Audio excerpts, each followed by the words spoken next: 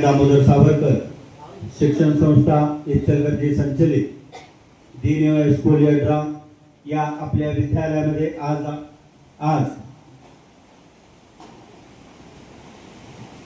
शिरूर पुणे श्री मुक्ताई विश्वसेवा प्रतिष्ठान प्रबोधन केंद्र सणसवाडी तालुका शिरूर आणि जिल्हा पुणे इथून मुक्ता प्रबोधन न्यूजचे संपादक पत्रकार आदरणीय श्री ज्ञानेश्वर मिडगुले साहेब, त्याचबरोबर त्यांच्यासोबत असलेले आदरणीय पत्रकार दत्तात्रय भुजबळ साहेब, या दोघांचंही मी प्रथम विद्यालयामध्ये आगमनाबाबत सहर्ष स्वागत करतो.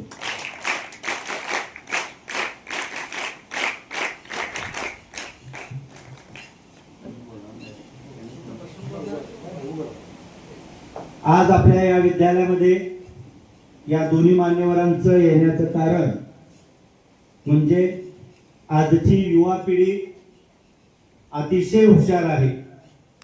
आपल्याकडे तंत्रज्ञानाचं ज्ञान भरपूर आहे, पण त्याचा योग्य वापर आणि आपल्यामध्ये इतर लोकांच्या पर्यंत पोहोचण्यासाठी अपेक्षित असलेला एकाग्रता किंवा कॉन्फिडन्स हा सर्वात महत्त्वाचा असतो. एखादी गोष्ट जर आपल्याला पूर्ण करायची असेल तर त्याच्यासाठीचा आत्मविश्वास आपल्यामध्ये असणं गरजेचं आहे. आणि हा आत्मविश्वास कसा असावा, आपण एखादं काम पूर्ण किंवा ते सक्सेस त्याच्यामध्ये कसं मिळवावं, यासाठी आदरणीय मी विनंती करतो की श्री आदरणीय ज्ञानेश्वर मिडगुले साहेब यांनी मार्गदर्शन करावं. धन्यवाद. कुणी खाली मातीत हात जाता का म्हणे, ताटच बसायचं लक्षात ठेवा. तुमचा व्हिडिओ गुरु ब्रह्मा गुरु विष्णू गुरुर्देव महेश्वरा गुरु साक्षात परब्रह्म तस्मै यड्रा स्कूलच्या गुरुजनांना वंदन करून तुम्हा विद्यार्थी बालमित्रांना ज्ञानेश्वर मिडगुलेचा मनापासून मनपूर्वक नमस्कार.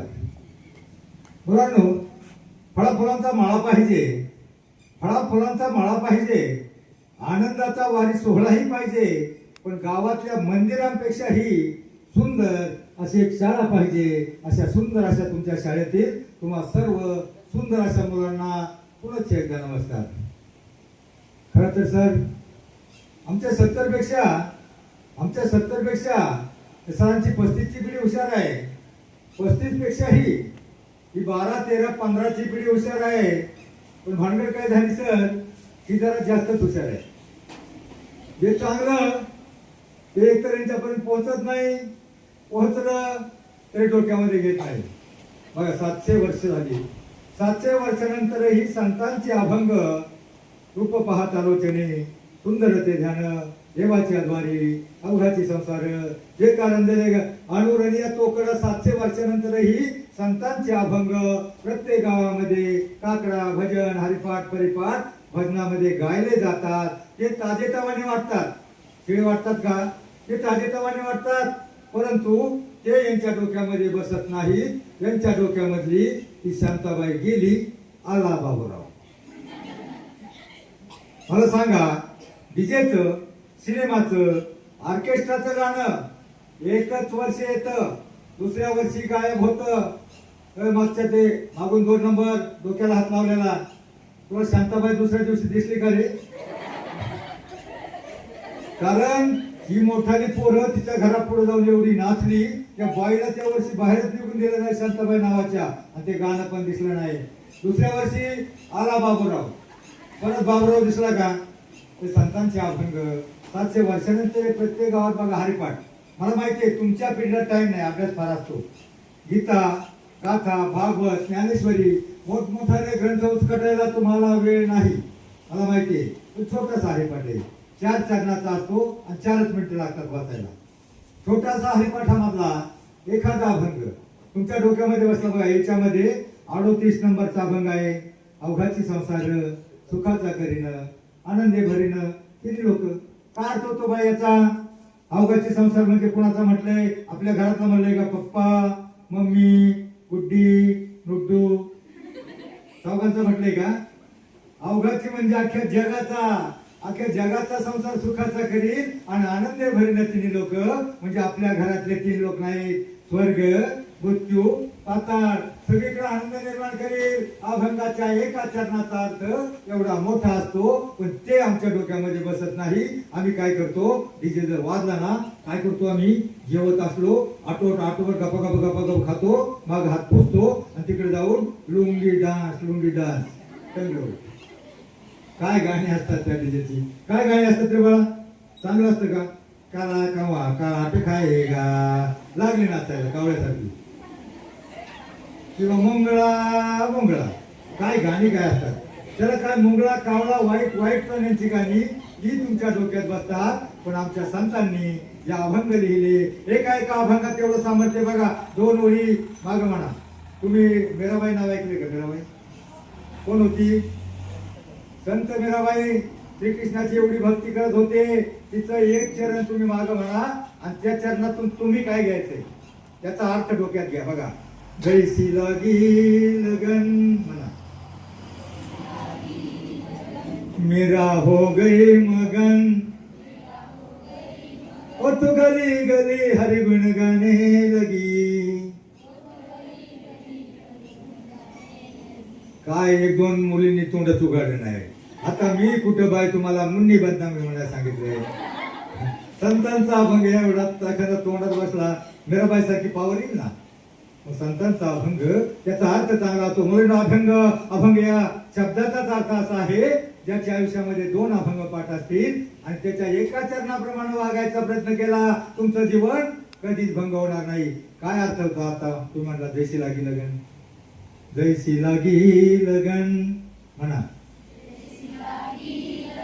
मीरा हो गई मगन. जैसी लागी लगन म्हणजे मीराबाईला श्रीकृष्णाच्या भक्तीची एवढी आवड, एवढी गोडी निर्माण झाली होती. तशी गोडी जर तुम्हाला अभ्यासाची निर्माण झाली आणि मीरा हो गई मगन म्हणजे मीराबाई श्रीकृष्णाच्या भक्तीमध्ये एवढी लीन मग्न झाली होती, तसे जर तुम्ही अभ्यासामध्ये मग्न झाला तर जगातली कोणतीही शक्ती, अगदी चीन पाकिस्तान सुद्धा तुम्हाला मोठं होण्यापासून रोखू शकणार नाही. असं होणार आहे का? असं होणार आहे का? एखादा चिंता सैनिकी पाकिस्तानचा आतंकवादी आणि म्हणाले बाळ्या नाळ्या शेंबोरताळ्या, ए बाळ्या घालू का गोळ्या, लय अभ्यास करून कॅप्टन होऊ नको, कलेक्टर होऊ नको, लेफ्टनंट होऊ नको म्हणणार आहे का? पाकिस्तानचा आतंकवादी जगातली कोणतीही शक्ती तुम्हाला मोठ्या होण्यापासून रोखू शकत नाही. जाऊ दे, शॉर्ट मध्ये सांगतो, पण काही शत्रू आहेत आणि ते तुमच्या आतमध्ये आहेत, त्यांना पहिलं बाहेर काढा. आळस, कंटाळा, बेफिकिरी, नाही अभ्यास केला तर काय मुली काय करतात बघा, त्यापेक्षा भयंकर डेंजर महाविघातक असे काही तुमचे दुश्मन आहेत, पण ते तुम्हाला फार आवडतात. अभ्यास, गृहपाठ, होमवर्क सगळं बाजूला राहतं आणि 7 ते 7:30, 8 ते 7:30 तुम्ही त्याच्या पुढे टुकू बघत राहता आणि म्हणता तुझ्यात जीव रंगला.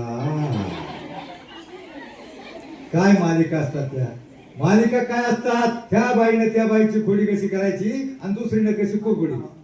तो टीव्ही आल्यापासून त्या मालिका बायांनी बघितल्यापासून सगळं कुटुंब व्यवस्था, समाज व्यवस्था वाटोळं झालं, बाया भांडणं झाली, वेगळी निघाली. नका बघू, कारण त्याचा दुष्परिणाम सांगतो. मी एका वाघोलीच्या कॉलेजला लेक्चर द्यायला गेलो. 3 मुली समोर बसल्या होत्या, आता या 2च आहेत. 3 मुली समोर बसल्या होत्या, त्यांना चष्मा लागला. विचारलं, बाई खरं सांग म्हणलं, 10वीला तुला किती टक्के मार्क आहेत?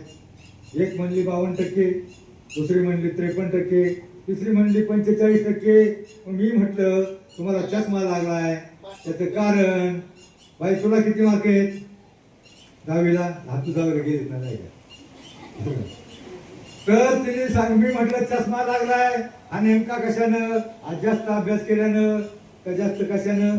मग ती प्रामाणिकपणे सांगितलं काय झालं. म्हणजे आमच्या घरी नवीन कलर टीव्ही आला आणि आमचं घर बारीक 10x10. बाकीचे आमचे पालक मागं बसायचे क्वार्टर आणि आम्ही त्याच्या पुढं नेटून हटून बसायचो. आणि मग जवळून टीव्ही बघितला, चष्मा लागला. म्हणजे चष्म्याचे दुष्परिणाम सांगतो. बघा, तुम्हाला मोठं व्हायला 2च मार्ग आहेत. कोणते? शिकून आणि सवरून. शिकून म्हणजे शिक्षण.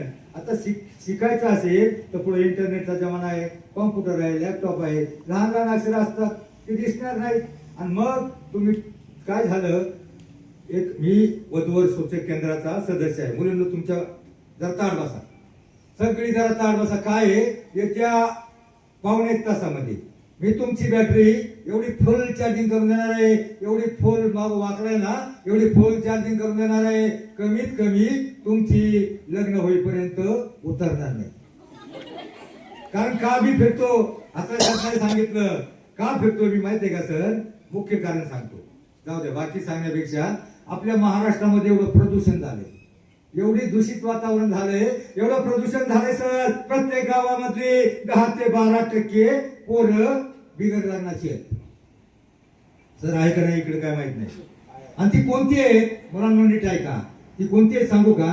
आता जे टंगल मंगल करतात, अभ्यास करत नाहीत, सरांचं ऐकत नाहीत, बापाचं ऐकत नाहीत, ही बिगर लग्नाची राहतात, आपलं करिअर करत नाही, 10वी 11वी मध्ये सोडून देतात, पुढाऱ्याच्या मागं पळत जातात. निवडणूक आली का महिनाभर धाब्यावर जातात, खायला प्यायला शिकतात. दुसरी डीजे मागे नाचतात, ऑर्केस्ट्रा मागे नाचतात, आणि तिथं जो पंटर असतो ना एखादा, तो त्यांना प्यायला शिकवतो आणि पिऊन बिघडतात.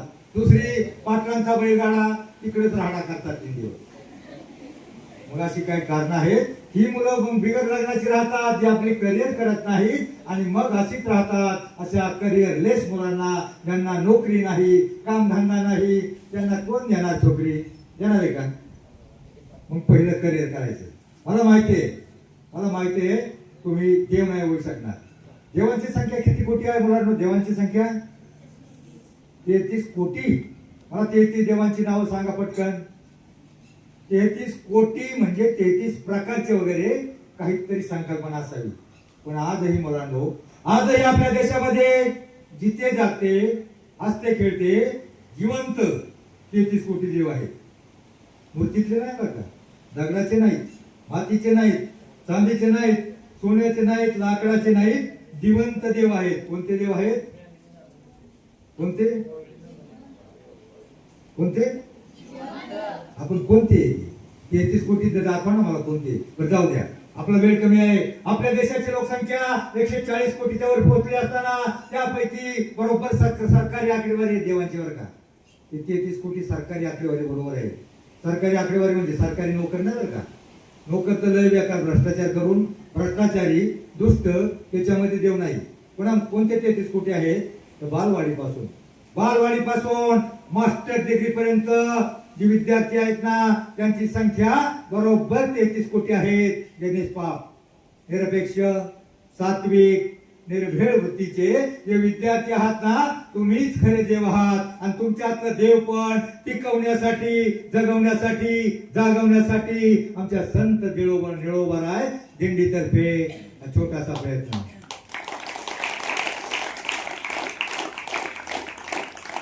ज्ञानी यांचा वाहतुक्याचा वंश तुमचा तोच आहे. आपल्याही रक्तात थोडा ईश्वराचा अंश आहे.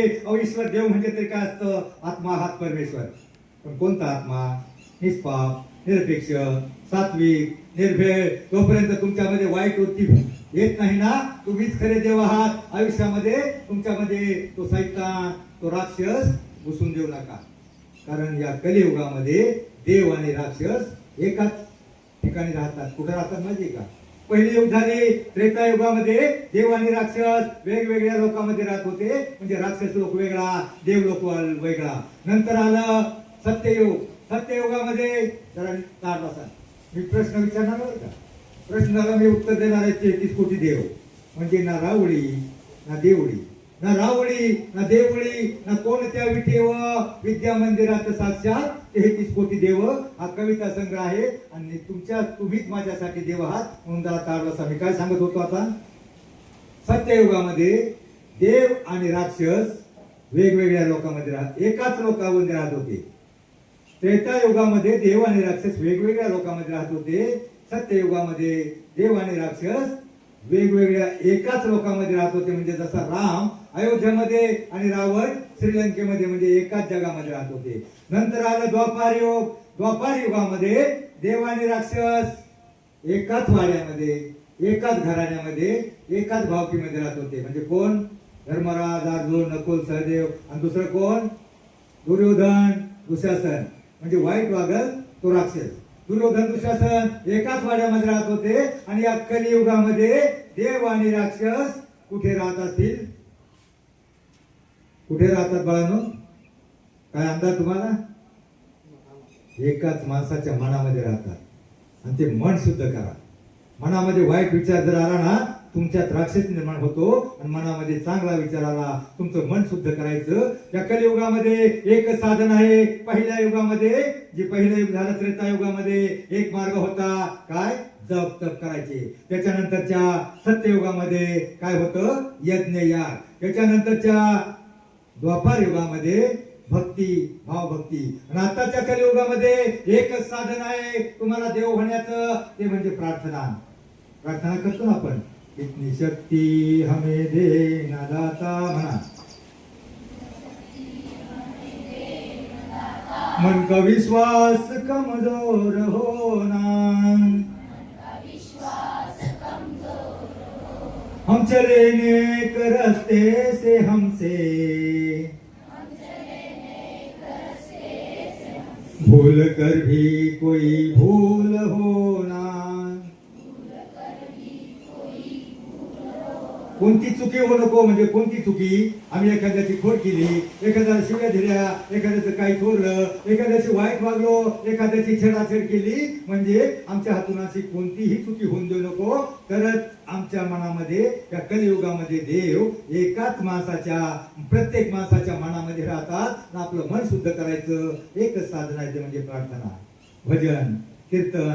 त्याच्यातला एक चांगला विचार बघा. एक चांगला विचार घेऊन तुम्ही जगण्याचा, वागण्याचा प्रयत्न केला, तुमच्यातला प्रत्येक जण मोठा आणि चांगला. नुसता मोठा नाही, नुसता मोठा माणूस होऊन काही उपयोगाचं नाही.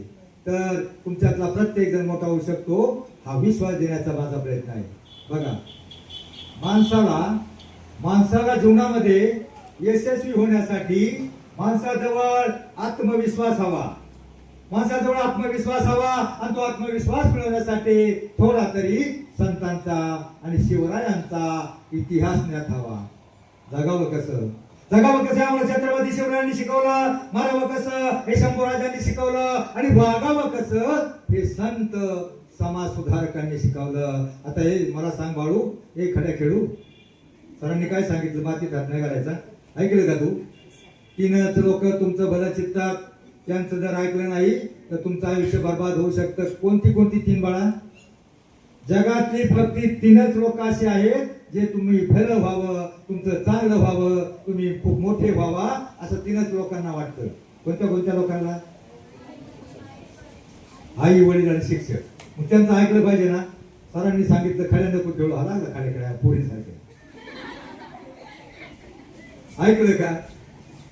तुम्हाला मोठं व्हायचं असेल ना, मोठं व्हायचंय का तुम्हाला? नक्की व्हायचंय ना.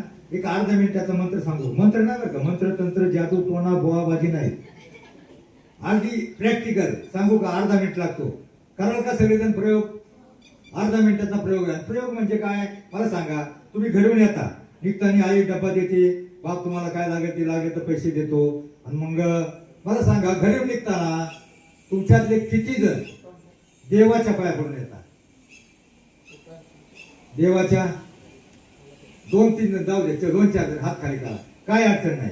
तुम्हाला शाळेत वेळ यायचा असतं, टाइम नसतो, जे पडतात त्यांनी पडा, नाही पडलं तरी. कारण देवाच्या पाया पडलं, देव तर तुम्हाला डबा बनवून देणार आहे का? बिस्किटचा पुडा देणार आहे का? मला सांगा आता, हात वर करायचा. तुम्ही तुमच्यातले किती जण आई वडिलांच्या पाया पडून येतात? हात वर करा. आई वडिलांच्या बस 2, फक्त 2. इन मिन 2, 3. आता मला सांगा, तुम्हाला हात नाहीत का? बाकीच्यांना हात आहेत ना. देवाने कशाला दिले? कोण दिले? देवाने हात दिले. मग तुम्हाला खरोखर मोठं व्हायचं असेल, एक काम करा. फक्त अर्धा मिनिट लागतो. आई वडिलांच्या पाया पडायला बरोबर किती? अर्धा तास लागतो का? अर्धा मिनिट सुद्धा नाही. घरी निघताना खरोखर मोठं व्हायचं असेल ना, तुम्हाला खरोखर मोठं व्हायचं असेल, एक काम करा. घरी निघताना आई किंवा वडील जे समोर असतील ना, फक्त अर्धा मिनिट त्यांच्या पायाला वाका, नमस्कार करा, पाया पडा. आणि मग शाळेत या. मुलींनो, 8 दिवसानंतर इफेक्ट लागा. याचा परिणाम तुम्हाला 8 दिवसामध्ये दिसेल. तुमचा कोणाचा बाप काम धंदा करत नसेल, दारू पित असेल, तो म्हणल, अरे आमची सोनी किती गुणाची आहे, किती शहाणी झाले, आमचा मुने किती शहाणा आहे आणि आमच्या शहाण्या गुण्या पोरांसाठी तुमच्या वडील काबाड कष्ट करतील, कामाच्या धारा घालतील, रक्ताचं पाणी करतील, हाडाची काळ करतील, पण तुम्हाला शिकवण्यासाठी पैसा उपलब्ध करतील. मग अर्ध्या मिनिटाचं काम आहे, काही याच्यात काय जास्त व्यायाम आहे का? थोडा व्यायाम आहे होईल. मला सांगा किती जण पाया पडणार? हात वर करा बरं.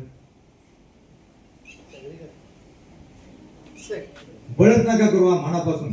धन्यवाद. तुम्ही जर पाया पडताना हात खाली करा, कारण माणसाला जीवनात यशस्वी होण्यासाठी माणसाच्या पाठीमागे असावे लागतात आई वडिलांचे, थोरा मोठ्यांचे, गुरुजनांचे, आप्त सोक्यांचे आणि संत सज्जनांचे आशीर्वाद.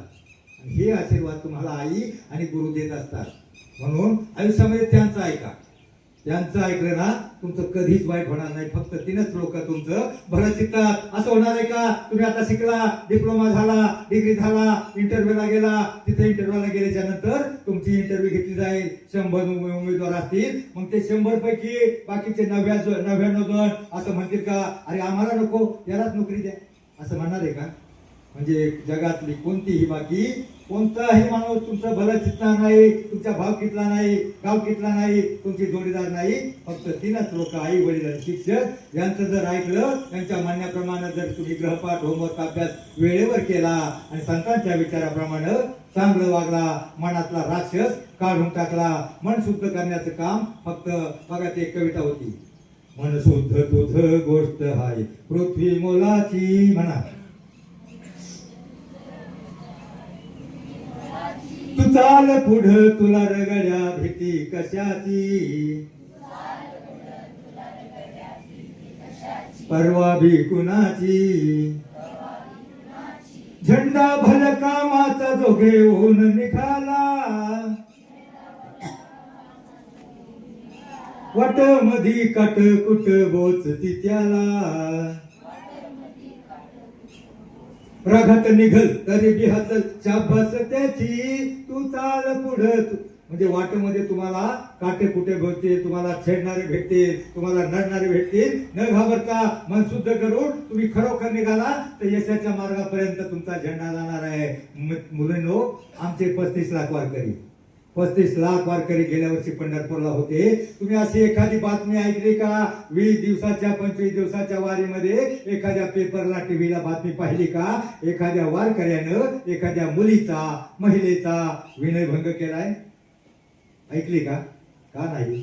संतांचे विचार, शिवरायांचे विचार. तिथं प्रत्येक जण माऊली माऊली माऊली आमची आई असते. आमच्या आई बायांना नळाखाली न्हावं लागतं. टँकरच्या खाली उघड्या अंगाने ज्या वेळेला त्या आया बाया आमच्या नाहत असतात, त्या वेळेला त्यांच्यामध्ये आमची आई दिसते, माऊली दिसते, आम्हाला बाई दिसत नाही. फक्त याचं सामर्थ्य एक आहे, संतांचे विचार, आपली संस्कृती, आपला देशातील भारतीय संस्कृती, आदर्श कुटुंब व्यवस्था, समाज कुटुंब व्यवस्था. स्वामी विवेकानंदांना तिकडे सांगण्यासारखं काय होतं? बाकीच्यांनी भाषण ठोकले. आमच्या देशामध्ये वाफेचं इंजिन निघालं, आगीनगाडी निघाली, काय काय शोध लागला. आमच्या विवेकानंदांना काय सांगण्यासारखं होतं? फक्त आमची समाज व्यवस्था, कुटुंब व्यवस्था. आमच्या देशात 40 माणसं एका कुटुंबात राहतात, पण त्यांनी त्यांच्या देशात पाहिलं होतं, त्यांच्या देशातल्या नवरा बायको 7 महिने 7 वर्ष एकत्र राहत नाही. पण आमच्या देशातल्या महिला वट पौर्णिमेच्या दिवशी वडाला 7 फेऱ्या घालतात. हाच बदली आम्हाला 7 जन्म लाभ होते. आणि त्यांची समाज व्यवस्था एवढी उद्ध्वस्त झाली. स्वामी विवेकानंदांनी पाहिलं होतं त्यांच्या देशात एकदा पोरग 10-12 वर्षाचं झालं, 5वी-7वीला गेलं का कोणत्या तरी बोर्डिंगला टाकायचं, अनाथ आश्रमात टाकायचं, आणि मग त्याचा तपास सुद्धा त्याला माहित नसतं ते कुठे काय. आणि मग ते आपले दुसरा जोडदार घेऊन आपल्याकडे येतात फिरायला, गंमत करायला. त्यांच्या देशात स्वामी विवेकानंदांना त्यांची 3च माहित होते. आणि मग स्वामी विवेकानंदानं त्यांच्या बढाया मारलेला हेच ऐकवलं, तुमच्या देशातल्या आजोबांना माहित नसतं त्यांची नातवंड कोण किती कुठे आहेत. पण आमच्या देशात नातवाच्या अंगावर ओरखडलं, नातवाच्या अंगावर ओरखडलं तर आजीचं काळीच चित्त आणि नातीबाईच्या पायाला ठेचाळलं, आजोबाच्या छातीत ठस होतं. इतकी सहृदय आमची भारतीय संस्कृती आहे. आणि my dear brothers and sister, याच्यावर टाळ्या झाल्या होत्या पहिल्याच वाक्यावर. कारण त्यांच्या देशामध्ये डिअर डार्लिंगची संस्कृती, आमची भारतीय आदर्श संस्कृती पाहण्यासाठी, आमच्या पंढरपूरचा सोहळा पाहण्यासाठी तिकडले 10 ते 15 लोक येतात. युरोपियन, गोरे लोक येतात, हाफ चड्डी हाफ ब्लाऊज आणि बघत असतात. त्यांना नवल वाटतं. एवढ्या गरीब लोकांना कसला आनंद होतोय. भाकरीपासून पंढरपूर पर्यंत लाईन लागलेली असते. पलीकडल्या बाजूला मध्ये डिवायडर असतो. डिवायडरवर आमच्या म्हाताऱ्या बाया ज्यांना नाचता येत नाही, गाता येत नाही, म्हाताऱ्या हाडाणी बाया आमच्या डिवायडरवर बघत असतात आणि त्यांच्या मागून त्या बुटक्या बाया हाफ कटवाल्या असं डोकावून बघतात. त्यांना नवल वाटतो, अरे ही मळक्या कपड्यातली ही फाटकी लोक कसली आनंदाने नाचतायत.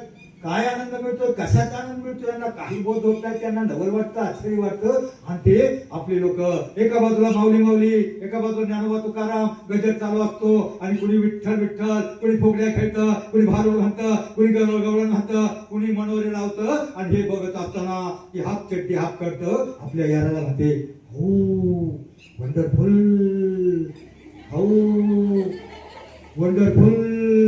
आमची ती गावठी बाई म्हणते, भावाने हे वंडरफुल नाही, पंढरपूर आहे, पंढरपूर. मग आमची संस्कृती जगाला हेवा वाटतो.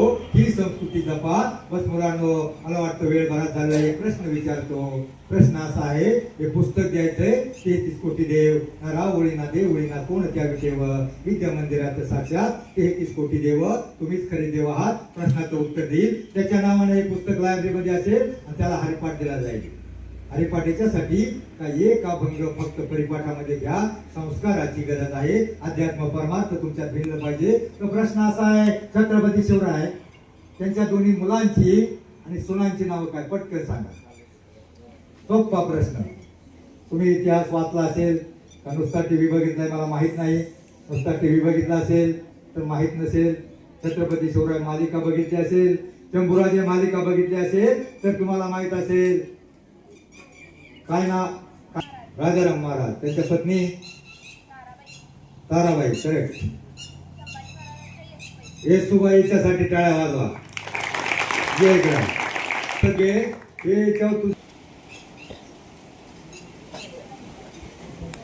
मिळाला पुस्तक. मुलांसाठी प्रश्न, मुलांसाठी त्यांच्या तुमच्या आवडीचा. आणि करा, मला वाटतं तुम्हाला माहिती असेल कारण तुम्ही 2-2 वेळा तो पिक्चर बघितलाय सैराट. फक्त त्याच्या हिरोतन मित्राचं नाव सांगायचं पटकन.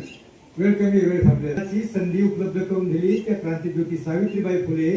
आणि विद्येविना मती गेली, मतीविना नीती गेली, नीतीविना वित्त गेले, वित्ताविना शूद्र खचले. अवघे अनर्थ त्या अविद्येने झाले. त्या विद्येचे जनक महात्मा ज्योतिबा फुले. आणि ज्यांनी आपल्या भारताची घटना लिहिली ते डॉक्टर बाबासाहेब आंबेडकर. यांच्या मानसपुत्राचं दोघांच्याही मुलाचं नाव एकच आहे. काय नाव आहे सांगा फक्त.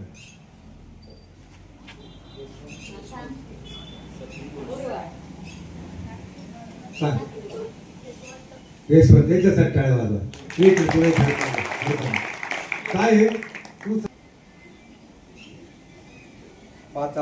म्हणजे तुम्हाला एवढा कंटाळा नाही. एक वडारी समाजाचा मुलगा 5वीला गेला, घरातून शाळेत जात नव्हता. आईने बळत पाठवलं, तो शाळेमध्ये बसला. गेल्या वर्षाचे ड्रेस उरले होते, मागास समाजाच्या मुलांना ड्रेस दिले. आता ड्रेस घातल्यावर त्याचे फाटके कपडे घातले, त्याने ड्रेस घातला अंगावर, फाटके कपडे बाहेर फेकाटून दिले आणि सगळ्यात माग बसला. सगळ्यात माग बसणाऱ्या मुलांचं काय असतं, लक्ष जास्त नसतं.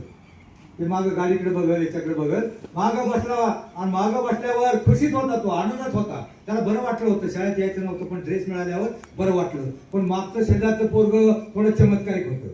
ते म्हटलं, अरे 5वीला काय ते कालच शिक्का काय असतं ना, ते लई अवघड असतं, लई अवघड असतं. लई अवघड म्हणल्यावर याला आधीच हवस, त्याने पाडला पाऊस.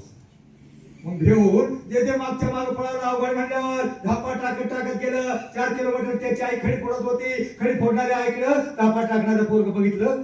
का रे बाला, शाळा सुटली का काय? बाला म्हटलं, आई शाळा नाही सुटली, पाठी फुटली. मला नाही शिकायची आई, शाळा लय अवघड आहे म्हणतात, लय अवघड आहे. अरे शिकून सोडून काहीतरी बन, काहीतरी बन. आमच्यासारखं आयुष्यभर कष्टाचं खडी फोडायचं काम कशाला करतो? शिकून सोडून काही सुखाचं बन. ते म्हणजे नको ना आई, मला लय कंटाळा येतो. अरे मग कशाला? आयुष्य तुला माहितीये, शिकलेली लोक मोठमोठे साहेब होतात, बंगले बांधतात, गाड्या सगळं मिळतं त्यांना. शिकून सरून काहीतरी बन, सुखाचं जीवन नेशील. तो म्हणला नको नाही, त्यानं रडायला लागला. आता आईला पटवायचं म्हणलं, पोराकडे असं रडायला लागला. आणि रडायला लागल्यावर तो त्यानं आईला पटवलं.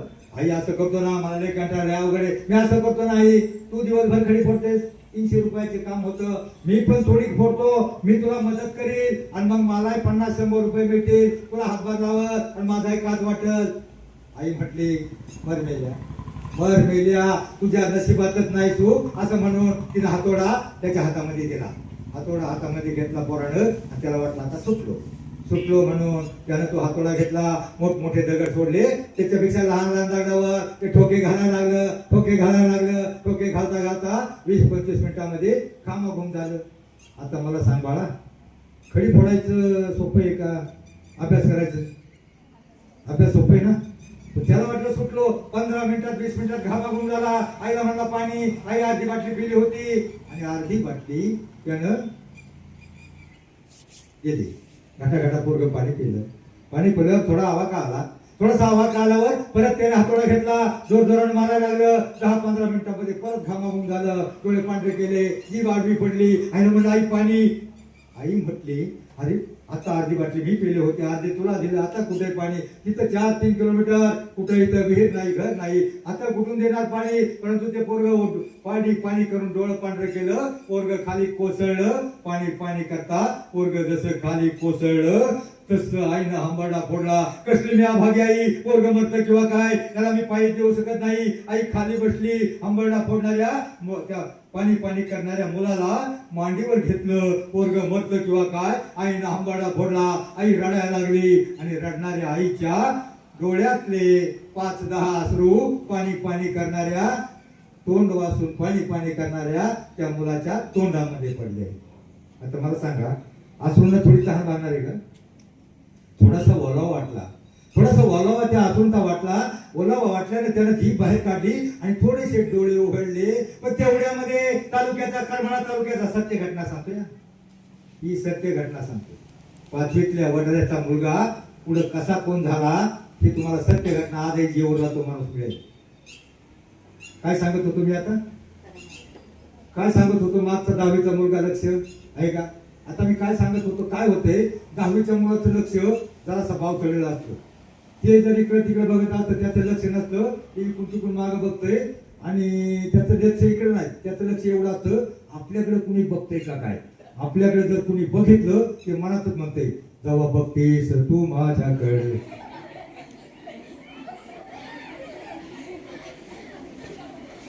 काय सांगत होतो तुम्ही आता? पाणी करणाऱ्या त्या पोरावर पडलं. त्याने डोळं उघडलं आणि त्याने जसं डोळं उघडलं तेव्हा त्या करमाळा तालुक्याचा बीडीओ आणि कॉन्ट्रॅक्टर त्याची जीप आली. घरभरकन त्याने ब्रेक मारला, बीडीओ खाली उतरला आणि त्या म्हातारा फेकला, हे फेरडे तुला काही हक्कन, तुला काय कळतं? तुला सांगितलं होतं ना आजची खडी फोडून झाली पाहिजे. आज जर तुझी खडी फोडून झाली, उद्या आपल्या रातोरात पॅचअप करायचंय, उद्या पाहणी करायला लोक येणार आहे, सर्वे करायला. आणि जर तुला माहिती आहे आणि मग त्या पोरावर पोटकारी गधड्या, गाढवा, बुरखा, नालायक, बेअक्कल, सिली, इडियट, त्याला जेवढ्या मराठी, हिंदी, इंग्रजी शिव्या येत होत्या तेवढ्या त्या पोराला दिल्या. गधड्या शाळेची कपडे घालून आमच्या कामाचा खोडबा करायला आल्या. मूर्खा तुला काय कळतं? 17 शिव्या त्याला दिल्या. पोरानं भोकाड फोडलं होतं. जशी आई उठली तशी ते पोरग खडीवर पडलं. तिच्या डोक्याला कोच पडली आणि पोरानं मोठ्याने भोकाड फोडलं. पोरग मोठ्याने रडायला लागलं आणि आईने आधीच हंबाडा फोडला होता. पोरग रडत होतं, आई रडत होती. त्या व्हिडिओला काही सुतक नव्हतं. त्या म्हातारीला परत ओरडला, तुला सांगितलं होतं जर तू आज आपलं पॅचअप प्राप्त झालं नाही, तुझी जर खडी फोडून झाली नाही तर तुला महिन्याचा पगार देणार नाही. आणि जाता जाता त्या पोराला पुन्हा ओरडला, गधड्या, हंबाडा फोडलेल्या, भोकाळ फोडल्या, तुला काही कळतं का नाही? अरे शाळेची कपडे घालून तिकडे काहीतरी शाळा शिकून काहीतरी बनायचं सोडून आमच्या कामाचा खोंबा करायला आला. गाढवा, मुलखान, बेअक्कल, नालायक, 17 शिव्या देऊन तो व्हिडिओ पाठमोरा झाला. व्हिडिओ जसा पुढे गेला, आईनं हंबाडा फोडला होता, पोरानं भोकाड पसरलं होतं. दोघंही रडत होते. रडता थोड्या वेळानं पोरानं आपल्या आईकडे पाहिलं. आईचा हंबाडा फोडणारा केविलवाणा चेहरा त्या पोरानं पाहिला आणि मग त्याच्या काळजामध्ये धस्स झालं. आईचा तो केविलवाणा चेहरा पाहून ते पोरग आईला म्हटलं, थांब आई, रडू नको, थांब आई, रडू नकोस. त्याने एक कपची उचलली आणि तो म्हटला, थांब आई, रडू नकोस. त्यानं त्या बाजूच्या मोठ्या दगडावर एकच वाक्य लिहिलं, म्या साहेब होणार. मी साहेब होणार, याच्यापेक्षा मोठा साहेब होणार, ज्याने तुला एवढं रडवलं, त्याने मला 17 शिव्या दिल्या, त्याच्यापेक्षा मोठा साहेब होणार, त्याने कपची फेकाटून दिली आणि 90च्या स्पीडनं पोरग पळालं. तसं शाळेत जाऊन बसलं आणि ते मन लावून ऐकायला लागलं. कुणासारखं? मीराबाईसारखं. आणि मग त्याचा शाळेमध्ये मन लागलं. त्याला काहीच येत नव्हतं. ते पास झालं. 6वी 7वी 8वी 60% पर्यंत मार्क पाडले. 10वीला 70% मार्क पाडले. आणि 10वी पर्यंत 10वी ते 8वी ते 12वी पर्यंत त्यानं आईला मदत करायचा. रोज सकाळी खडी फोडायला जायचा. 10 वाजेपर्यंत आई दिवसभर फोडील. 10:30 पर्यंत नंतर तेवढी खडी फोडायचा. परत शाळेत जायचा. हायस्कूल 12वी पर्यंत गावामध्ये शाळा केली. आणि 12वी पर्यंत त्याने एवढे पैसे जमवले. त्याला काय व्हायचं होतं? साहेब होण्यासाठी जी पुस्तकं लागतात ना, राज्याचे केंद्राचे आयोगाचे असतात, MPSC UPSC सगळी पुस्तकं विकत घेतली. कॉलेजला प्रवेश घेतला. तिथं प्रवेश घेताना त्याने राहायची खायची व्यवस्था आहे का? सीएकडं तो त्याच्या हाताखाली काम करू लागला. त्याची साफसफाई, मदत, लिखाण करून 4 तास करायचा. आणि रात्रीच्या 9 वाजता तो अभ्यासाला लागला. का 2 तास शाळेचा अभ्यास करायचा. आणि नंतर 11 ते 3 तास तो त्याला जी पुस्तकं घेतली होती MPSC ची रेग्युलर 5 तास अभ्यास करायचा. 5 तास अभ्यास करायचा. करता करता कॉलेज झालं. ग्रॅज्युएट झाला. आणि पुढच्याच वर्षी ग्रॅज्युएशनचं जसं सर्टिफिकेट मिळालं, पुढच्याच वर्षी त्यानं राज्याची, केंद्राची दोन्ही परीक्षा दिल्या. आणि मित्रांनो, दोन्ही परीक्षामध्ये एका परीक्षेमध्ये DYSP झाला आणि दुसऱ्या परीक्षेमध्ये कलेक्टर झाला.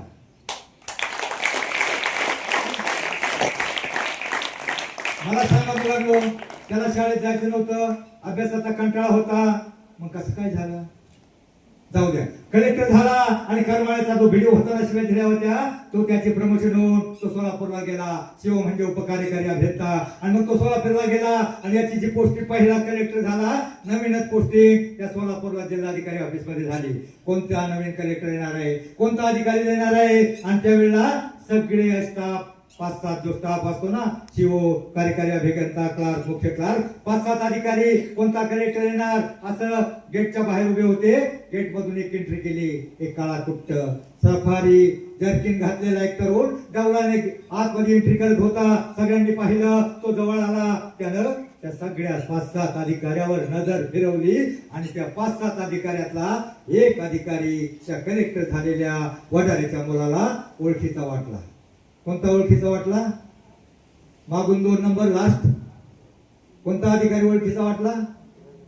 काय हे, एका शाळेमध्ये मी अख्खं रामायण सांगितलं बरं का. अख्खं रामायण सांगितलं. रावणाला कुणी मारलं, कसं मारलं, सगळं सांगितलं. आणि शेवटी विचारलं, अय रावणाला कुणी मारलं? तो म्हणतो, मी नाही मारलं. कारण लक्ष सगळ्यात महत्व. आता मी काय सांगत होतो, तो वडाऱ्याचा मुलगा त्या कलेक्टर एका मुलाला ओळखलं. आणि ओळखल्यावर कुणाला ओळखलं त्यांनी? कोणत्या अधिकाऱ्याला ओळखलं? त्याने शिव्या दिल्या होत्या, प्रमोशन झालं होतं. त्या शिवला ओळखलं. त्याच्या जवळ गेला आणि दोन्ही हात त्याच्या पायावर ठेवले. डोकं ठेवून पायावर, अहो तू मागं सरला. तो शिव मागं सरला. साहेब अहो तुम्ही कलेक्टर आहात, मी शिव आहे, माझी गोष्ट तुमच्यापेक्षा खूप लहान आहे, तुम्ही माझ्या पाया पडायचं नसतं. तो कलेक्टर झाला. वाड्याचा मुलगा म्हटला, कुणाच्या पाया पडायचं आणि कुणाच्या नाही. इतका हुशार मी कलेक्टर झालोय म्हणजे नक्कीच आहे. मी तुमच्या याच्यासाठी पाया पडतोय का तुम्ही जर त्यावेळेला मला 17 शिव्या दिल्या नसत्या, का माझ्या कार्डात भिडल्या नसत्या, माझ्या आईला एवढं रडवलं नसतं, ते माझ्या कार्डाला लागलं नसतं, तर आज कुठंतरी मी माझ्या आई बरोबर जंगलामध्ये खडी फोडत असतो. मी कलेक्टर झालोय ते फक्त तुमच्यामुळं, म्हणून पाया पडतो. मुलांनो, तुम्हाला काय कोणी शिव्या देणार नाही. फक्त तुम्ही मनानं, तुम्ही हुशार आहात, तुम्हाला सगळं कळतं. आपण करिअर केलं तरच आपलं पुढं काय होणार आहे, सगळं काय होणार आहे. कारण जे प्रदूषण झालंय, तुम्ही नवरदेव होणार आहात, तुम्ही राष्ट्रपती होणार नाही, पण पती नक्की होणार आहात. पण कधी? ज्यावेळेस तुम्ही करिअर कराल, नोकरी धंदा कराल, त्याच वेळेस तुम्ही मोठे व्हाल. बस मला वाटतं वेळ झालेला आहे. पाऊस येण्याची शक्यता आहे. एवढं सांगतो जाता जाता, शिका इतकं, डिग्र्या कमी पडतील, जगा इतकं, आयुष्य कमी पडेल, हसा इतकं, आनंद कमी पडेल. दौडा असे कम नशिबाचा फासा निघून पडेल. पण तुम्हाला प्रयत्न इतका करा, अभ्यास इतका करा, त्या विठ्ठलाला, पांडुरंगाला, त्या देवांना तुम्हाला देणं भागत पडेल. बस जाता जाता जाता जाता सूर्यानं प्रतिप्रश्न केला.